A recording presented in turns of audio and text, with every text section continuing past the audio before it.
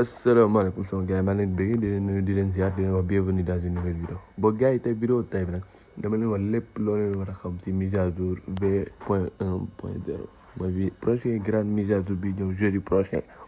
donc gars yi boo leen bëggee xam lépp lu am rapport ak loolu mise à jour bu leen fàtte waaw c'est une vidéo bi jeex tak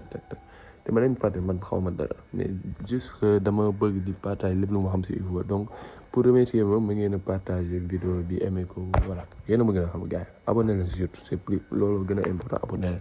en fait ak mise à jour v.1.0 bii di ñëw nii Ivo dañuy may ay accord chance juste que pour di remercier en plus pour ñi nga xam ne ñooy télécharger voilà mise à jour bi télécharger ñooñu ñoo koy mën a am voilà ay accord chance la xaw ma nag yan façon jour la mais pare leen gars yi ngeen gaaw affaire bu ñëwee tax ngeen télécharger ngeen bokk ci ñi koy njëkk am gars yi voilà léegi nag instant damay dem war leen joueurs yi nga xam ne ñooy ñëw xool leen bu baax joueurs yi et tout ba leen fàttali tamit ne wax leen joueurs yi ngeen gis nii voilà comme ça benn prédiction la c'est pas à peu près ñii ñooy ñëw mais forcément dina am ñoo xam ne